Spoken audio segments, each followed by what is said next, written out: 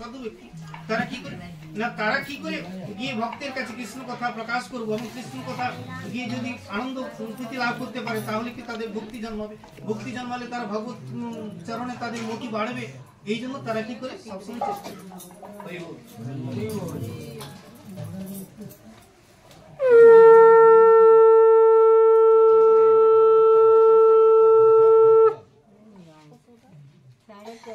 ওগো চির আনন্দময় নিত্যকালের প্রেমী, ওগো চির আনন্দময় নিত্যকালের প্রেমী, তুমি ছাড়াই পৃথিবীর যা কিছু হোক সে পতি পুত্র অন্ন যে কেউ শেষ পর্যন্ত দুঃখ ছাড়া আর কিছুই দেয় না, কি হবে আমাদের শেষ হবে। এই জন্য একটা পরিস্থিতি দেওয়া আছে যে গুরু হলেও যদি কৃষ্ণ ভগবানের পথে যেতে যদি কেউ বাধা দেয় তাহলে গুরু নস্যা, গুরুকেও ছেড়ে দিতে। কেউ যদি পিতা হোক, পিতাও যদি বলে বাধা দেয় ভগবত পথে যাওয়া তাহলে সে পিতাকেও ছেড়ে দিতে। মাতাও যদি বাধা দেয় তাহলে সে মাতাকে নস্যা, তাকেও ছেড়ে দিতে, না হয় ভক্তি পথে এগিয়ে যাওয়া যাবে না।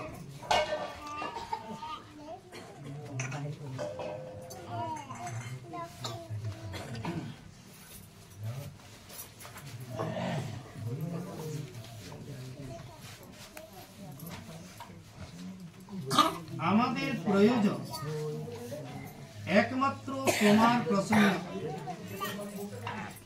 এখন কথা বলতে পারছে না, গোপীগণ বলছেন কি যে হে গোবিন্দ, তোমাদের সুখ কি করে হবে, তোমাদের আনন্দ কি করে হবে, তোমাদের উল্লসিত কি করে হবে আমাদের কথা।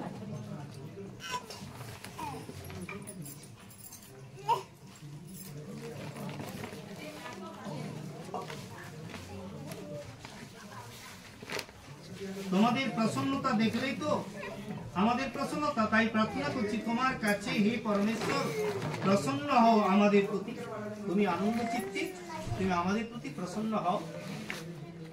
তোমাকে ঘিরে তোমাকে নিয়ে আমরা দীর্ঘকাল ধরে মনের নিভৃতে লালন করেছি কত আশা, যুগ যুগ কত আশা, কত কামনা, কত বাঞ্ছা। ওগো কমল নয়ন, আজ নির্মম ভাবে সেই আশালতাটি ছিন্ন করে দিও না। অনেকে এমন কাহিনী বলেন, দেখো আগে তো সাধারণত কত লোক ছাড়ি দিতে ওরকম করে 2-4 দিন করি তারপরে এ করেনি মুচুকে নিয়ে নেন, তারপরে আর কর্ম কিছু করেনি, কিছু নেই, পাওয়া বি বহু কঠিন। এরা বলবে যারা জাগতিক লোক তারা সে পথে যায়নি কিন্তু তারা সেই সম্বন্ধে বেশি কথা বলবে, কিন্তু যারা গিয়েছে তারা তো জানবে, তাই তাদেরকে বাধা দিবে। কিন্তু বাধা দিলে যারা দুঃখিত সে বাধাগুলো কিন্তু তোমাদের মানা চলবে, আমাদেরকে এগিয়ে যেতে।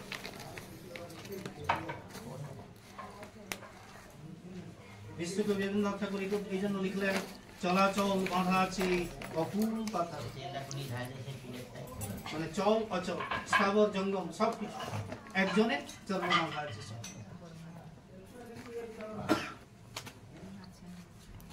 এক কথাই ছেড়ে দিয়েছে, হে কৃপা করো।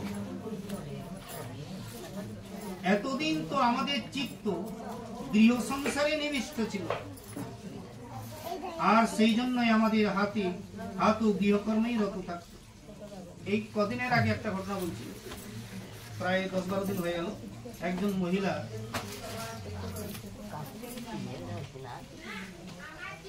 সে তাদের গৃহে তার দুটো মেয়েকেও বিয়ে দিয়েছে। কিছুদিন আগে বলে দিয়েছে যে আমার একবার বাবার ডাক হচ্ছে, শোনা যাচ্ছে, আমি হয়তো বাবার মন্দিরে যাব, ভোলানাথের মন্দিরে। কিন্তু এরা কেউ কর্ণপাত করল না, শুনলো না তার কথা।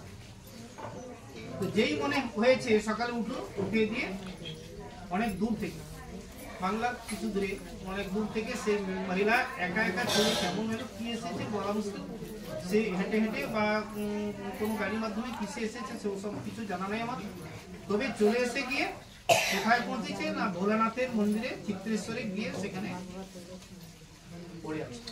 এরা তখন সকলে খুঁজছে, গাড়ি নিয়ে তখন 5-7 দিন ধরে খুঁজে বিরক্ত হয়ে গেছে, তো কোথাও খুঁজতে পারছে না, কোথাও বলছে কে বলছে লিখেছে, উনি নানা রকম তাদেরকে বলছে কিন্তু খুঁজে পাচ্ছে না। হঠাৎ আবার কেউ হয়তো তাদের মামা বংশীয় বা পিসি বংশীয় কেউ চিত্রেশ্বর ধামে গেছে, তখন দেখুন পড়ে আছে, তখন কিভাবে দেখলো তার মুখখানি বা যাই হোক বলছেই তো পিসিমা পড়ে আছে, এখানে আছে। তখন তারা সকলে এসে আর সেখানে গিয়ে তারা চলে এসে ভগবান করছে, আর সে তার সুরক্ষা ভাবে আছে। আর এরা চিন্তা করছে হয়তো বলছে না আমার মন প্রাণ এখানে ভোলানাথের চিত্ত এবং ভোলানাথের যেন স্মরণ চিত্র আসছে, সে সবকিছু ছেড়ে দিয়ে চলে যাচ্ছে ভগবানের কাছে, আর সেখানে গিয়ে পড়ে আছে। হয়তো কোনো তার কিছু থাকবে, সে কথা বলা নেই, কিন্তু ভগবানের কৃপা, ভোলানাথের কৃপা না পাওয়া পর্যন্ত যেতে পারবে না। ভগবানের আদেশ যখন হবে সে চলে যাবে।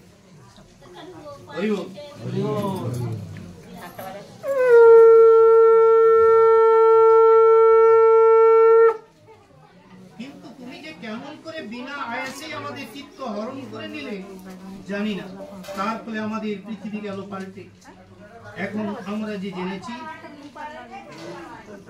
আমাদের মন কেড়ে নেওয়া তুমি যথার্থ এই সুখ স্বরূপ, কাজেই যে তোমাকে ছেড়ে তোমার চরণের আশ্রয় ছেড়ে কোনো খেলা ঘরের ঠুনকো সুখের লোভে এক পাও যেতে প্রস্তুত নয়। এটা তোমার খেলাঘর, সংসার একটা খেলা, পুতুল খেলার ঘর। বলছে না আমাদেরকে কিছু খেলনা দিয়ে, যেমন খেলনা দিয়ে ছোট ছেলেদেরকে মা যেমন ভুলিয়ে দেয় এই খেলনাটা নিয়ে ব্যস্ত থাকো, মা তখন সংসার কর্মে ব্যস্ত থাকে, আর সেই ছোট ছেলে খেলনা নিয়ে ভুলিয়ে থাকো, তখন আমাদেরকে সেই খেলনা দিয়ে তুমি ভুলাতে পারবে। তো খেলনা নিয়ে আমরা কি করবো না, সে সুখের লোভে আর যেতে প্রস্তুত নয় আমাদের পদযুগক, মোটেই আর চলছে না তারা। এখন আমরা ব্রজে ফিরে যাই কি করে, আর যদি বা কোনো ক্রমে যেতে পারি তবু সেখানে গিয়ে করবো বা কি।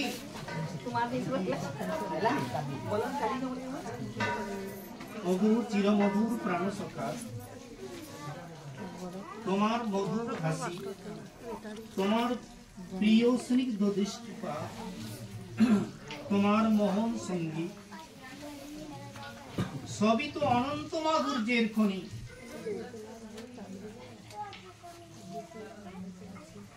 ভগবানের যে মৃদুমন্দ হাসি, সে হাসিটা দেখো সাধারণত টিভি সিরিয়ালে যদি রোল অভিনয় করতেও যায়, তার সেই মৃদুমন্দ হাসি যদি না থাকে তাহলে কৃষ্ণা রোল সে পাবে, এটা মূল কথা। এবং ভগবান শ্রীকৃষ্ণের সেই যে মৃদুমন্দ হাসি এত মধু যে কি সমস্ত জীবকে আকর্ষণ করে ফেলেছে সে হাসিতে।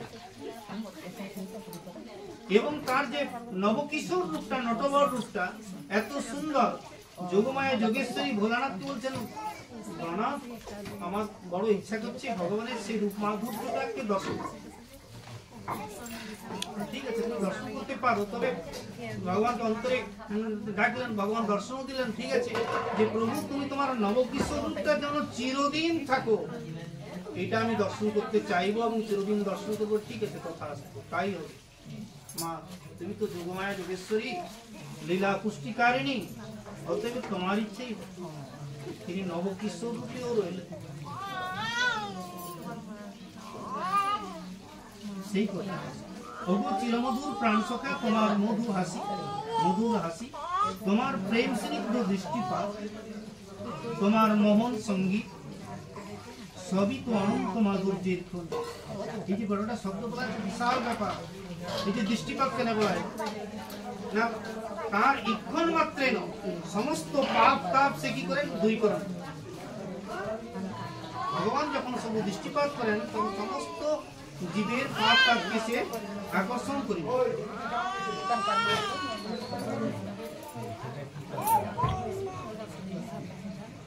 আলোচনা করেন, শব্দ করেন, এদের শব্দ আসিকে চেষ্টা করে। তোমার মোহন সঙ্গীত সবই তো আনন্দ মাধুর্যের খনি, আর এই সবই আমাদের হৃদয়ে জন্ম দিয়েছে, তোমার প্রতি এক অনির্বচনীয় ভালোবাসা সৃষ্টি করেছে। দুর্নির্বার মিলন আকাঙ্ক্ষা। আবার কথা বলছেন যে আমাদের দেহ মন প্রাণ হে গোবিন্দ তোমার চরণে যে কেন ভালোবেসে ফেলেছে আমরাও জানি।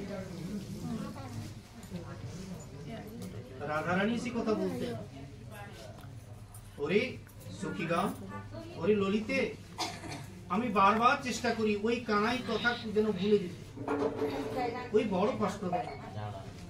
একবার দর্শন দিয়ে চলে যাবে, আর কোনোদিন দর্শন দেয়।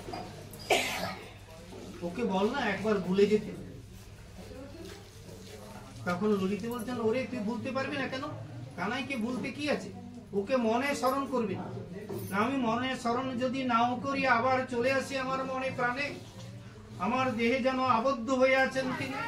আমি ভুলতে চাই, ভুলতে চাইলেও তিনি ভুলেন না।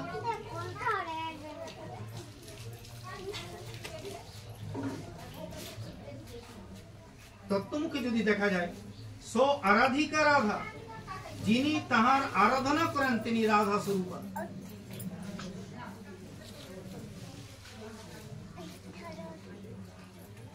প্রকৃত রাধা নাও হতে পারে, কিন্তু রাধা স্বরূপা।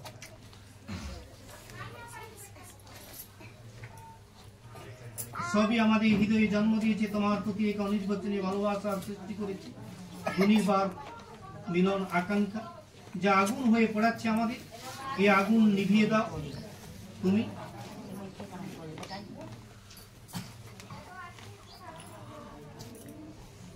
আগুন, আগুনটা কি আছে আমার হৃদয়ে যে নিভাইতে বলতো? ক্রোধাগ্নি, কামাগ্নি, লোভাগ্নি, মোহাগ্নি, এই অগ্নি আছে। দুটা ছা, আমার একটা ছেলে আর একটা প্রতিবেশীর একটা ছেলে, দুজনে ঝগড়া করছে। তখন আমি কি করছি, আমার ছেলেকে টেনে নিয়েছে, আর একটা ছেলেকে কি হচ্ছে চর চাপড় দিয়ে পাঠিয়ে দিয়েছে। এটা কি যুক্তি হলো? দুজনকেই মারতে হবে। ছেলেটা দুইটাই সমান, এরা দুষ্টামি করবে, ছেলের স্বভাব তারা করবে, কিন্তু আমার পক্ষে তা সম্ভব নয়।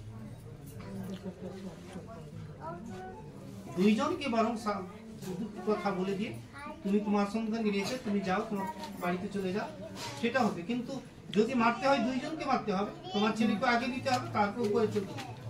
আর তুমি পরের ছেলেকে কষ্ট দিবে আর নিজের ছেলেকে কিছু নয়, এটা কিন্তু যুক্তি।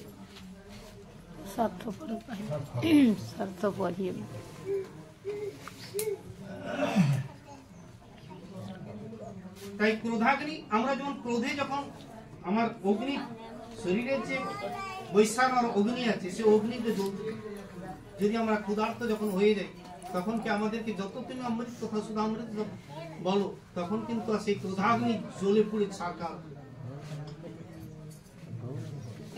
কামাগ্নি, কামরূপী অগ্নি যখন জর্জরিত হয়, তখন সেই কামাগ্নি কি করে ভস্মীভূত করে ফেলে। জীবন্ত চিতায় যেমন অগ্নি, যদি জীবন্ত চিতায় যেমন জ্বলতে জ্বলতে অগ্নিকে বাঁচা মানুষটাকে ফেলে দেওয়া হয়, যখন পুড়ে মরে যায়, ঠিক সেরকম জ্বলন্ত চিতায় যেন কি না বাঁচা অবস্থায় সে জ্বলে জ্বলে পুড়ে পুড়ে মরে যায়। মানে কি সেই আশা, তার ইচ্ছা আছে আমি কবে পাবো, কবে পাবো, সেই কামাগ্নি কামায়ের আশাটা কামনা, কিন্তু পূরণ কখনো হবে না। সেই পূরণের ইচ্ছাটা না পাওয়ার জন্য তার কামাগ্নিটা কি হচ্ছে না দাও দাও করে, আর সেই জ্বলন্ত চিতার নেয় সেই ভস্মীভূত। ক্রোধাগ্নি, ক্রোধটা এত কি ভীমকে যখন আদর করতেন কি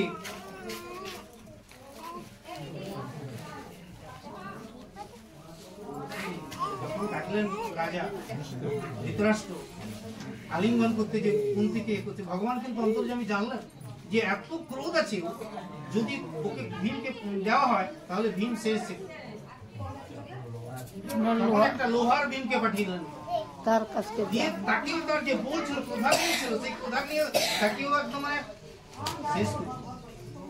তখন ভগবান মৃদু হাসি দিয়ে বলছেন, এটা ভীম নয়,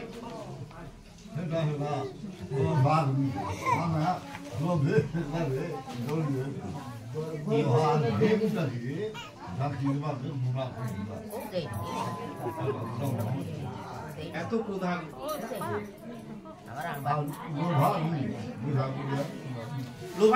লোভাগ্নি, লোভের বশবর্তী হয়ে এদের বাড়িতে পেয়ারাগুলো পেকেছে বা ফলগুলো পেকেছে, কখন আমি চুরি করব, কখন আমি পেড়ে খাবো, এটা যদি আমার লোভ থাকে বা কোনো বস্তুর প্রতি লোভ থাকে, তাহলে কি সেই লোভ নিয়ে কিন্তু মরতে হবে।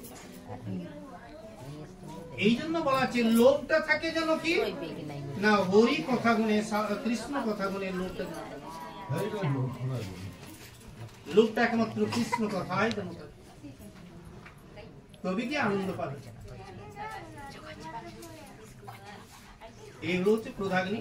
এই অগ্নিগুলো আমাদের শরীরে, প্রত্যেকের শরীরে এগুলো জ্বলছে। অপরের হিংসা পরশ্রী কাতরা দেখছি, এদের সবকিছু হয়ে গেছে আমার পিছনে, এদের দেখে পরশ্রী কাতরা। হ্যাঁ, এই জন্য গীতায় সে কথা 6টা থেকে 3টা ধরে দিলেন। কাম ক্রোধ লোভ এই 3 নরকের দ্বার।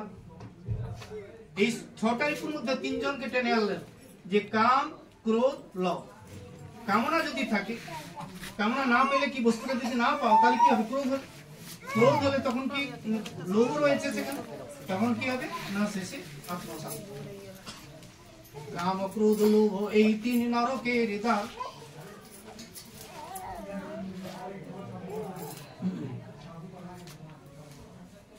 এই তোমার অধর সুধার ধারায় শান্ত হোক আমাদের এই দহন জ্বালা অধরামৃত।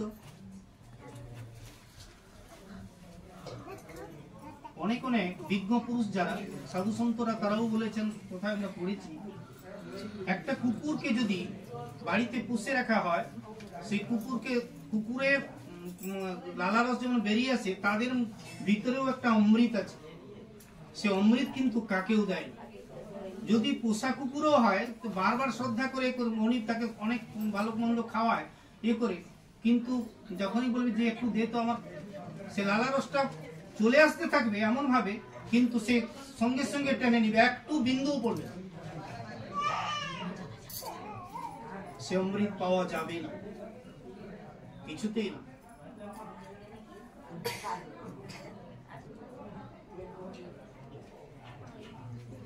এই আগুনের সঙ্গে তোমার বিরহ ব্যথার দ্বিগুণ প্রদীপ্ত হোক, তাতে আমাদের দেহ সমর্পণ করে আমরা ধ্যান যোগে তোমার চরণাশ্রয়ে চলে যাই। আমরা তো জানি তোমার চরণ স্পর্শে স্বয়ং লক্ষ্মী দেবীর একান্ত ঈপ্সিত। অনকালের জন্মতা লাভ করলেও তিনি পরম উৎসব মনে করেন। অগু কমল নায়ক অবোধ সরল অন্যজনের প্রতি তোমার কি যে এত দুর্বোধ্য পক্ষপাতিত্ব। লক্ষ্মী দুর্লভ তোমার চরণে বৃন্দার অনন্যে ধূলিপথে ইতস্তত বিচরণ করে। সেই অকারণ করুণার ফলশ্রুতিতে কোনো এক শুভক্ষণে আমরা যে লাভ করেছি, সেই অমল কোমল চরণ কিশলয়ের স্পর্শ, আর সেই মুহূর্ত থেকে সেই যে তোমার প্রসাদ রসে আমাদের জীবন অভিষিক্ত হয়েছে। তুমি নিয়েছ আমাদের এই সংসারের ধূলিমলিনতা থেকে মুক্ত করে, পবিত্র করে তোমার বলে চিহ্নিত করে দিয়েছ অগু প্রিয়তম। সেই থেকে অন্য কারো সংসর্গ আমরা সহ্যই করতে পারি না। তুমি ছাড়া সবকিছুই এখন আমাদের কাছে অরুচিকর, নীরস, বিশ্বাস। এখন তুমি যে বলছো তুমি ছাড়া আমাদের কাছে সব অরুচিকর, নীরস, বিষাদ, দুঃখ। আমরা না হয় সামান্য অরণ্যবাসিনী, কিন্তু সাক্ষাৎ শ্রীদেবী, যার ক্ষণিক কৃপা কটাক্ষপাতের আশায় মহা ঐশ্বর্যশালী দেবতারা পর্যন্ত তপস্যা চরণ প্রভৃতির কত রকমের প্রয়াস করে থাকেন, তিনি স্বয়ং তোমার বক্ষস্থলে অসপত্ন অধিকার লাভ করা সত্ত্বেও সপত্নী তুলসীর সঙ্গে অর্থাৎ অংশভাগী স্বীকার করে তোমার ভক্ত পার্শ্ববৃন্দ সেবিত ওই কমল চরণের রেণু কামনা করে। তাই হে গোবিন্দ, তোমার চরণ ধূলিকণা পাওয়া, চরণ রেণু পাওয়া জীবের সাধ্য বস্তু, অতএব তুমি বাধা দিও না। আমরা তো সেই একই আশায় বুক বেঁধেছি, শরণ নিয়েছি তোমার চরণ ধুলায় ধূসর বলে। ওগো দুঃখহারী, শরণাগতির দুঃখ মোচনই তো তোমার স্বভাব। আমরা যে তোমার শরণ নিয়েছি, শরণাগতই তো দুঃখের শরণাগত দুঃখ মোচনই তো তোমার স্বভাব। এবার তবে আমাদের প্রতি প্রসন্ন হও, নিজেদের গৃহবসতি সব ছেড়ে তোমাকেই ভজনা করব, তোমার সেবাতেই নিজেদের উৎসর্গ করব, এই আশা নিয়ে এসেছি তোমার পদমূলে। এখন আর ফিরিয়ে দিও না আমাদের পুরুষ ভূষণ পুরুষোত্তম, কিভাবে যে আকর্ষণ করো তুমি আমাদের। তার সুন্দর কম একটা দিয়েছেন কিভাবে, যেমন একটা পতি যখন বিদেশে থাকে তখন সতী রমণীকে বলছে আমি কি নিয়ে থাকবো, আমি তো গৃহে থাকবো, তুমি তো এত দূরে দূর দেশে থাকবে, বলো স্বামী আমি কি নিয়ে থাকবো। না আমি আমার একটা প্রতিলিপি তোমাকে দিচ্ছি। তখন একটা ফটো দিলেন, সেই প্রতিলিপিটাকে রেখে তিনি পূজা সেবা করছেন, পূজা সেবা করে তাকে জানাচ্ছেন, আর পরমপতি গোবিন্দকে সেভাবে জানাচ্ছেন। সেই প্রতিলিপিটা যখন পূজা সেবা করছেন, করতে করতে করতে হঠাৎ কয়েক বছর পরে যখন তার সেই পতি যখন আসল পতি ফিরে এসেছেন, দেখছেন দরজায় ডাক দিচ্ছেন, তখন মনে হচ্ছে তিনি বলছেন অনেক দিনের চেনাশোনা যেন মনে হয় পতি আমাকে ডাক দিচ্ছেন। তখন তিনি পতিকে জানাচ্ছেন তুমি তো কত দূরে আছো, আর কোনো শব্দ নেই, কোনো নেই, দর্শনও দিতে পারো না। এই বলতে বলতে তিনি বলছেন আমি তো এসে গেছি, তুমি একটু দরজা খুলো, খুলে দেখো। তখন যেই দরজা খুললেন, সেই বিদেশ গিয়েছিলেন যে পতি তিনি এসে গেছেন।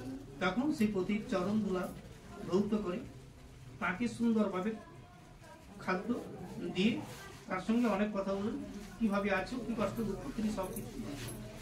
এই হচ্ছে জাগতিক বা এই দেহটার পতির জন্য। তাহলে তুমি এতদিন তুমি কি করে থাকলে? না আমি পরমপতি জগৎপতি ভগবান গোবিন্দের সেবার দ্বারাই আমার দেহ মন প্রাণ বেঁচে আছে, না হয় মরেই যেত। না তার প্রতিরূপী রেখেছ না, হ্যাঁ এই দেখো সামনে কৃষ্ণের মূর্তি স্বরূপ দেখিয়ে দিলেন যে এই হচ্ছে আমার পরমপতি, তুমি আমার এই দেহটার প্রতি, কিন্তু তিনি হচ্ছেন আমার জগতের প্রতি এবং পরমপতি আমার আত্মার প্রতি। হরি বল।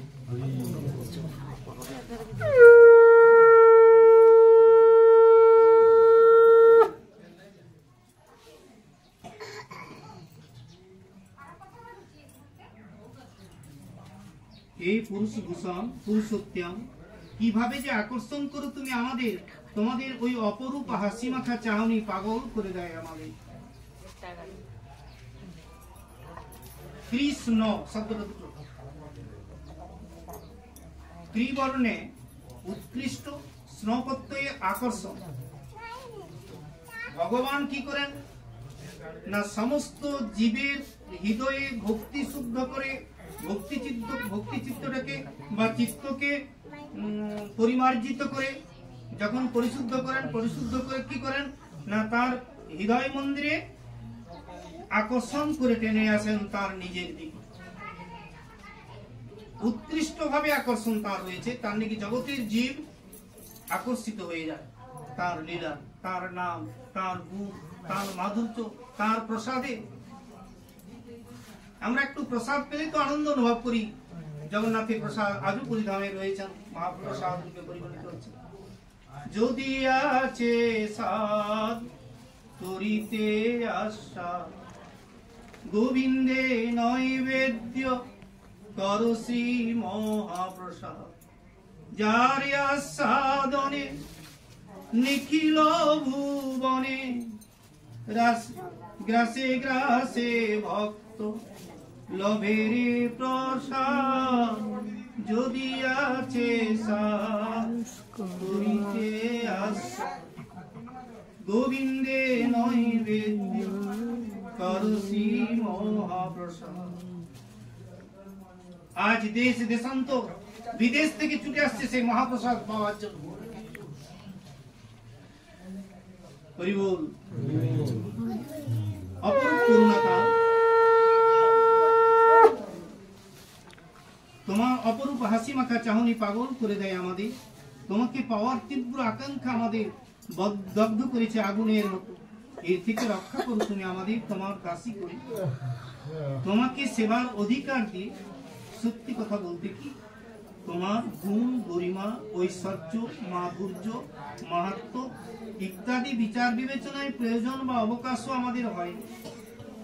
শুধু অনিমেষ নয়নে তোমার ওই অপরূপ রূপ মাধুরী পান করে কুটিল কেশ দামে পরিবৃত হই, তোমার ওই মধুর মুখ, কানের কুণ্ডলীর দীপ্তিতে শোভমান কমনীয় কপৌ, সুধামাখা অধরস্থ বঙ্কিম নয়নের সহস্র দৃষ্টি, বাঁকা নয়নের চাহনি,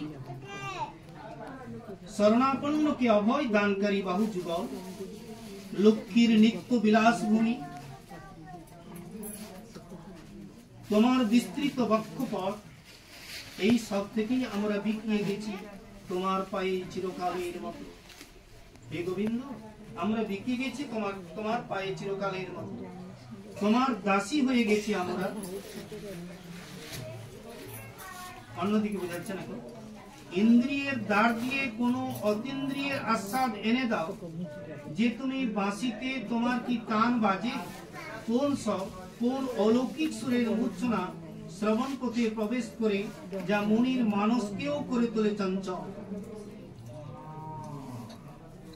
আমাদের যে পঞ্চ জ্ঞানেন্দ্রিয়, চক্ষু কর্ণ নাসিকা জিহ্বা, পঞ্চ কর্মেন্দ্রিয় বাক পানি পাওয়ার পানি উপস্থ আর মন, 8 থেকে 11, এর মধ্যে মন হচ্ছে রাজা।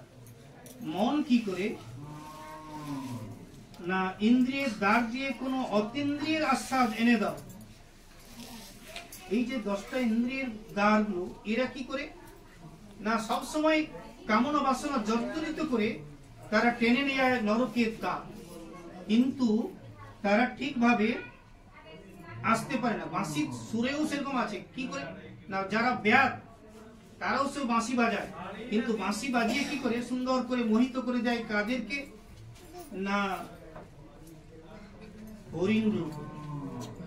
হরিণগুলো তারা বাঁশির শব্দধ্বনি এত মধুর পায়, ব্যাদরা তারা তখন সুন্দর করে একটা বৃক্ষের ডালে বসে তার বাড়াতে থাকে, আর হরিণগুলো কাছে এসে সেই বাঁশির ধ্বনি শব্দ শুনতে থাকে, তারা মোহিত হয়ে যায় যখন দুষ্টবুদ্ধি তো তাই দেখি বলছে ও এই তো সামনে এসে গেছে, তখন তার তীর নিক্ষেপ করে বল মেরে ফেলে। সেইরূপ ইন্দ্রিয়ের দ্বার দিয়ে কোন অতীন্দ্রিয়ের আস্বাদ এনে দাও, তুমি বাঁশিতে তোমার কি তান বাজে, কোন স্বর, তুমি যে তোমার যে স্বর আছে, তোমার যে স্বর ভাবে এমন ভাবে নিক্ষেপ করেছে প্রভু, সেই স্বরে আমরা ক্ষত বিক্ষত হয়ে গেছি, আমাদের জর্জরিত হয়ে গেছি। কোন স্বর, কোন অলৌকিক সুরের মূর্ছনা শ্রবণ পথে প্রবেশ করে যা মনির মানসকেও করে তোলে চঞ্চল। মনির শিগণ যারা সবসময় চিন্তা করতে থাকে ভগবান, তাদের চিত্তটাকেও তিনি চঞ্চল করে ফেলে। সেই বিশ্ববমোহন গীত ধারামৃতের আকর্ষণে আর তোমার এই রূপ, যার একটি কণা খরিত হয়ে 3 ভুবনের সকল সৌন্দর্য, সকল মাধুর্যের জন্ম দিয়েছে। এই ইন্দ্রিয়গুলো কিন্তু দমন হবে না, এরা কি যাবে কোথাও, এরা তো থাকবে। এই জন্য মহাজনগণ তীর্থপ্রসাদ ভক্তি তীর্থ প্রভুপাদ লিখছেন, আর বেশি লিখে যাবো না, কারণ ভক্তির প্রসাদ সেবারও সময় হয়ে গেছে। কি হচ্ছে কিছু কথা এত আনন্দ বৃদ্ধি হয় যে কি মনে হয় যে আরো একটু হতো। তো এই কণা খরিত হয়ে 3 ভুবনের সকল সৌন্দর্য, সকল মাধুর্যের জন্ম দিয়েছে, যা দেখে মানুষ তো কোন ছাড়। ভগবান গোবিন্দের যে বিশ্বমোহন গীত ধারামৃতের আকর্ষণে একই, যেমন সাধারণ গোটায় একটা গান যদি একবার চেয়ে 2 বার 3 বার গান গাও, তুমি কি পাগল হয়ে গেছো নাকি সেই গানটা বারবার বলছো। কিন্তু একই সেই রাধার নাম, একই কৃষ্ণ নাম বারবার যদি কীর্তন করা যায়, তথাপিও কোনো দ্বিধা আসে না, কোনো কটু উক্তি আসে না, বরং আরো শুনতে ভালো না। সেইটি দলটা থেকে এই দলটা আরো সুন্দর ভাবে গান করলো, আরো আনন্দ বৃদ্ধি হলো। যাই হোক, খুব সুন্দর বৃদ্ধি হচ্ছে। মানে আরো বৃদ্ধি পায়। যত শুনতে থাকবেন তত কি না আরো বৃদ্ধি হতে কমে নাকি?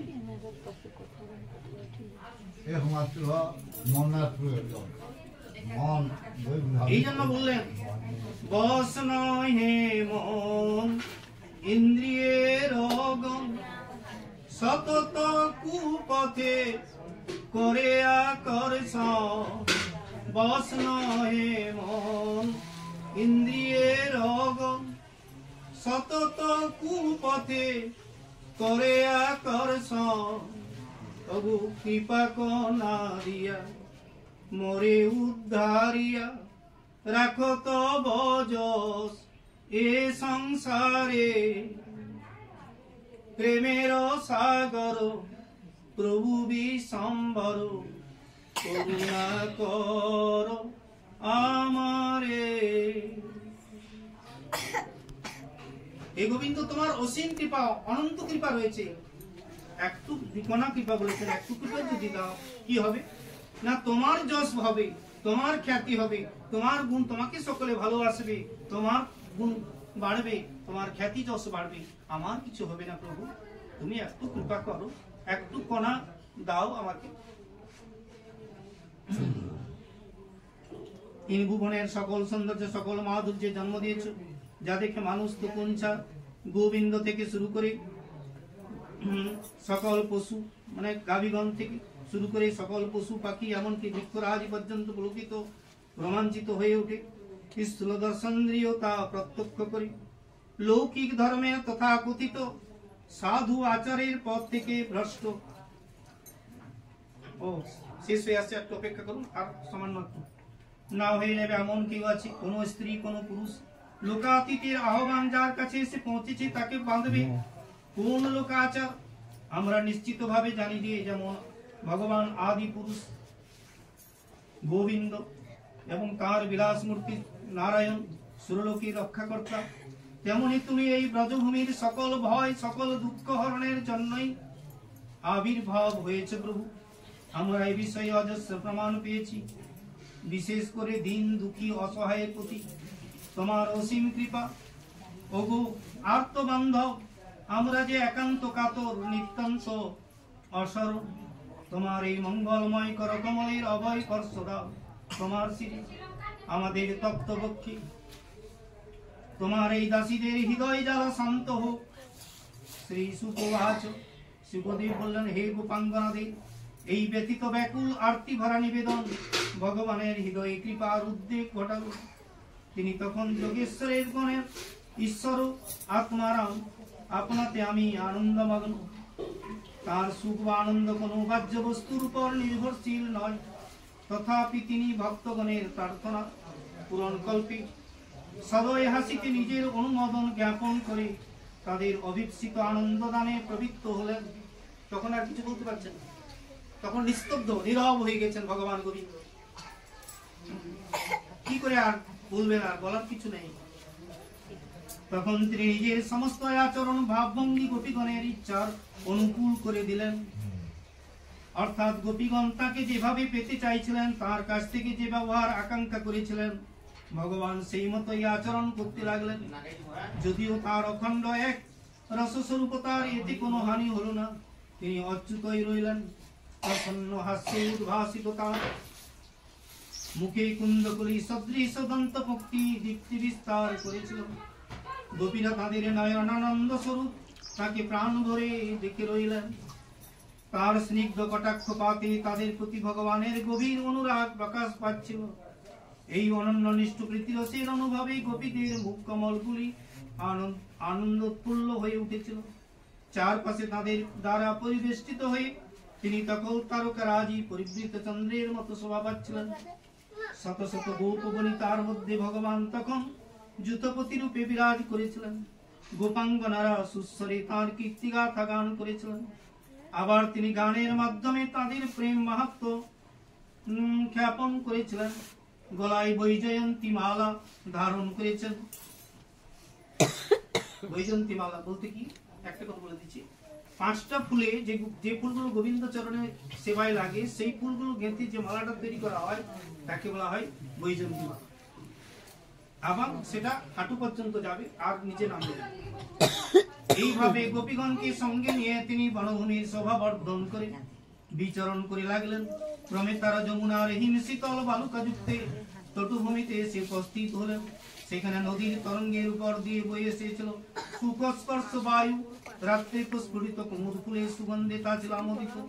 সেই বায়ু সেবনে প্রীতি ভগবান গোপীগণের সঙ্গে আনন্দে বিহার করতে লাগলেন। ভগবান এই সময় গোপলনাদের দিব্য উজ্জ্বল প্রেম রসে উদ্বোধিত করার জন্য সব রকমের প্রয়াসী হলেন। সাধু সাবধান। কিন্তু গোপীগণ এমন ভাবে সেবা করেছিলেন সেখানে কোনো কামনার গন্ধ নাই, কোনো বাসনার গন্ধ নাই। হরিবুল, সেগুলো যদি চিন্তা করেন তাহলে নরকে যাবেন। কোনো কামনার গন্ধ নেই, কোনো বাসনার গন্ধ নেই। কেবল ভগবান কি করে ভালোবাসবেন, ভগবান কিভাবে আনন্দ লাভ করবেন, সেইভাবে তারা গোপীগণ সেবা করে যাচ্ছেন। কখনো হাত বাড়িয়ে বুকে টেনে নিয়ে, কখনো তাদের শরীরের বিশেষ ভাবে স্থান যথা বাহু, ললাট, কপুলাদি লগ্ন, চূর্ণকেশ, বিভিন্ন স্থান, বক্ষদেশ প্রভৃতি চৈতন্য কেন্দ্রগুলিতে নিজ কর সঞ্চালন এবং সেই সঙ্গে স্থানে স্থানে মৃদু নক্ষত্রের মাধ্যমে নিজ চিন্ময় স্পর্শ সঞ্চারিত করে তাদের হস্ত দেওয়া মাত্রই দেহটা যেন চিন্ময় দেহ হয়ে গেছে, অপ্রাকৃত দেহ হয়ে গেল। তাই তিনি ভগবান তাদের সেই জায়গায় তিনি কেবল হস্তপদ দিয়েছেন, হস্ত দিয়েছেন।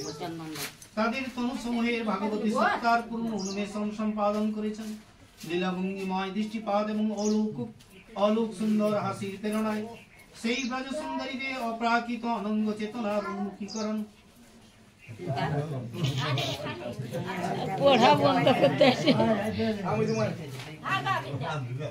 অপ্রাকৃত অনঙ্গ চেতনার উন্মুখীকরণ ঘটিয়ে তাদের পরম আনন্দময় মিলন সুধায় আস্বাদন করলেন। পরম ঔদার্যময় সর্বব্যাপী ভগবান শ্রীকৃষ্ণের কাছ থেকে এই রূপ সমাদর লাভ করে সেই গোপীগণ নিজেদের সংসারের সকল স্ত্রীলোকের তুলনায় শ্রেষ্ঠ বলে মনে করতে লাগলেন। তাদের মনে কিঞ্চিত মান গর্বের উদয় হলো। ভগবান যখন দেখলেন যে সেই ব্রজরমণীগণ নিজেদের সৌভাগ্যে গর্ববোধ করেছে, কেউ মানবতী হয়েছেন, কেউ গর্ব প্রশমনের জন্য মানভঞ্জন করে প্রসন্নতা বিধানের উদ্দেশ্যে তিনি সেইখানে অন্তর্ধান করলেন। তখন সেই গোপীগণ তারা কি না একে একে নিজের গর্বে যা আমরা পেয়েছি, আমাদের নিজের যে ক্ষমতা, নিজেদের যে আমাদের সাধনার বল, সেই সাধনার বলে আমরা লাভ করেছি গোবিন্দ। ভগবান অন্তর্যামী সেগুলো জানতে পারলেন। তাই সেখান থেকে অন্তর্ধান হলেন। বলছেন ঠিক আছে তোমরা থাকো, তাহলে দেখি তোমাদের কেমন। মানে তখনও আবার উৎপীড়ন পেশন। इति श्रीमद्भगवते महापुराणे परमहंसायां संहितायां दशमस्कन्धे पूर्वार्धे भगवद्रास क्रीडा वर्णनं नाम 31 अध्याय। जय जय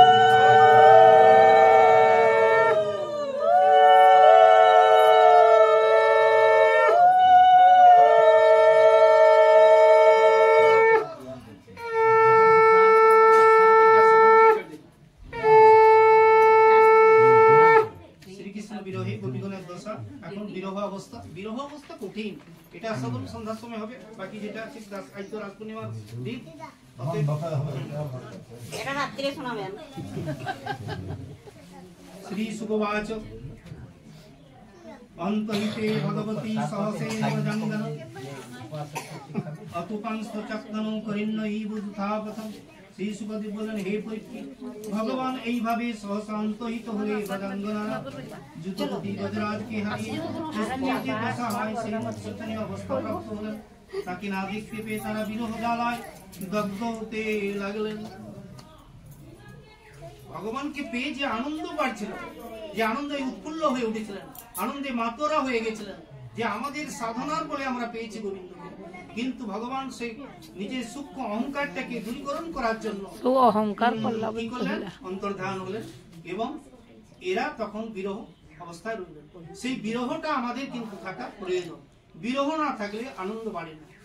সেই বিরহ থাকলে কি হবে? দুঃখ থাকলে আনন্দ আসে। সেই বিরহ অবস্থায় যদি আমরা সাধন ভোজন করতে পারি তাহলে কি হবে? ভগবান একদিন একদিন কৃপা করবেন অবশ্যই এবং দর্শন লাভ দেবেন। হরি বল।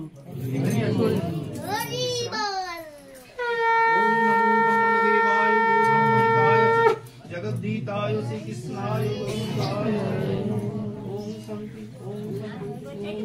सर्वे सुखिनः सर्वे सन्तु निरामय सर्वे भद्राणि पश्यन्ति दुःखभाग् भवेत् मम कहिलाम तो बोलो बोलो শ্রীকৃষ্ণ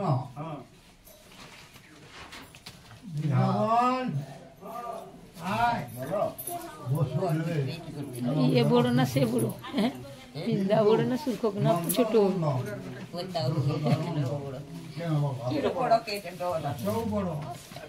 সেদিন শুনিনি তো পাশে सब बड़ो तो दादा है भाई हो जीवा का तो बोलो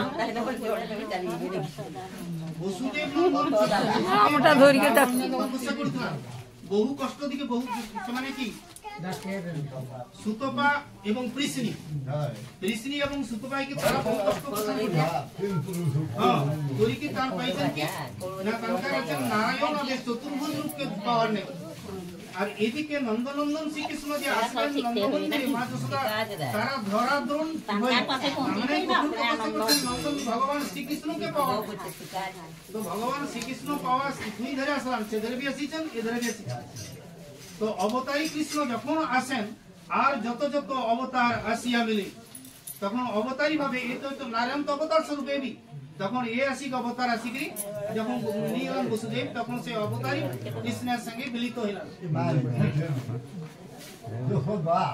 যশোদা কর্তৃ ছাদে